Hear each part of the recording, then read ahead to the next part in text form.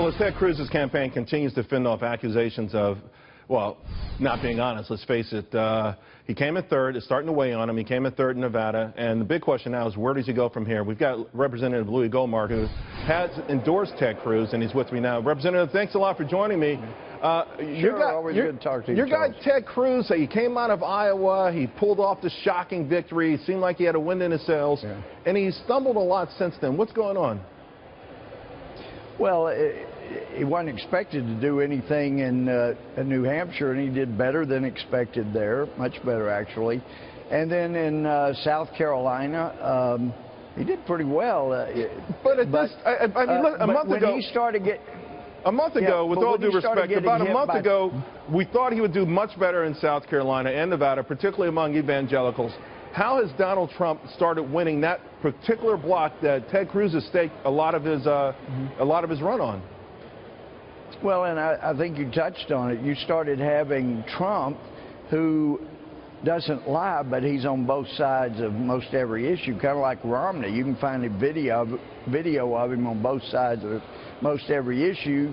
You've got Rubio, and his huge, the biggest weakness, the reason he would not likely win Florida is because they remember he promised them no amnesty, gets to Washington and immediately joins forces with Schumer and McCain to sell amnesties. They hadn't forgotten that. And so the people whose biggest weakness was their credibility, as Steve King's pointed out, you know, people, when they're coming after you, they come after the strongest thing you've got. With Ted, it's his credibility.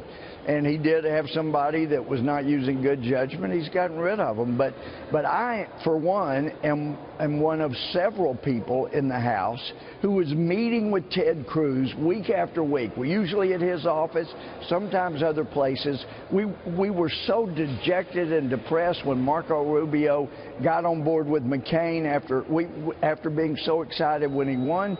We were struggling week after week. Slow it down. Slow down the amnesty. Yeah, slow down the but I want to fast forward to... And what I'm saying, though, is that Ted is really the most honest guy in the race, and I think that's eventually going to become very clear. Question is, how long before people realize it? Right. Okay, two things you just hit on. A, it's got to become clear, because you say how long? Not long. It's got to happen immediately. That's right. And listen, some people say his opponents are using the Saul Alinsky handbook.